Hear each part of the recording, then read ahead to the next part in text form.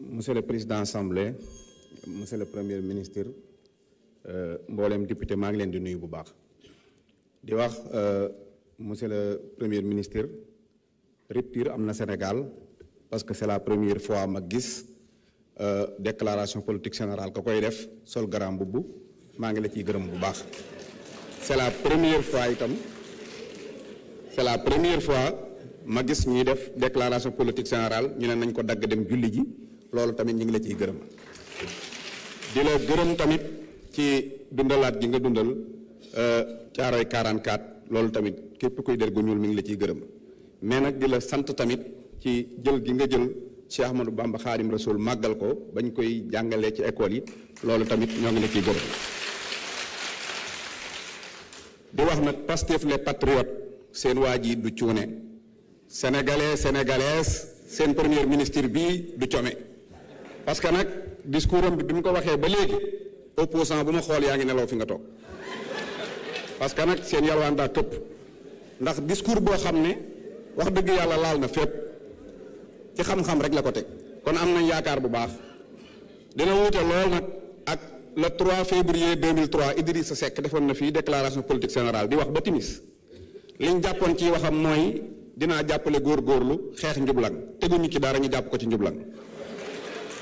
kii nag bu soobu yàlla dana wuuteeg moom ndax damay wax ne làmmiñ wu dul fen cër yu dul mooy xel mu sell mu dul gaaw a juum moo ciy sax te suñu référentiel bi ñu am ci di guy nga xam ne mooy vision prospective bu 2050 kenn mësul gis kuy jaay mat ñu ne mattum guy lay jaay kenn mësul gis ku tëdd ci lal ñu ne lalub guy la tëdd wala buntub guy moom suñ borom da koo seppi ci garab yi def ko garab dong la mën a doon kon suñ projet bii àgg rek la mën a def ak réussir mënut a def leneen insha allahu taala di la ñëw nag di wax ci situation entreprise yi nekk Sénégal muy entreprise locaux yi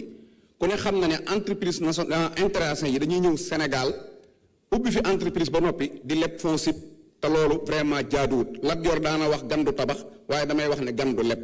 loolu moom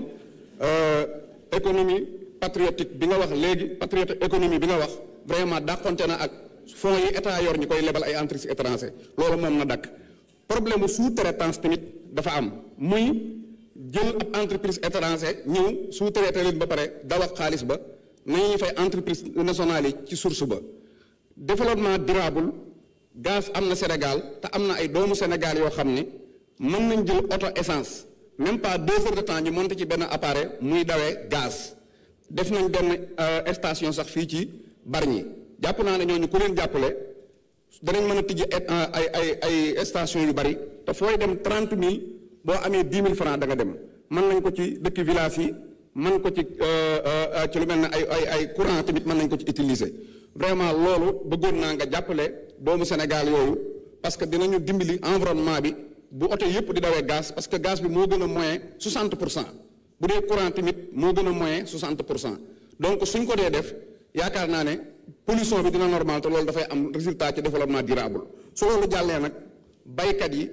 ak dëkki kaw yi muy Kajoor ak Bawal ak Siin ak Saalum yaakaar nañ la lool ci li leen të depuis 1960 ba léegi muy aw yoon wuñ jaar maa ngi lay ñaan ni ngay mayee courant yaag Saint Michel dëkki village yi na nga mayee noonu ay yoon dëkki village yi amila maan yi ak Jakarta maan yi nee na seen mbir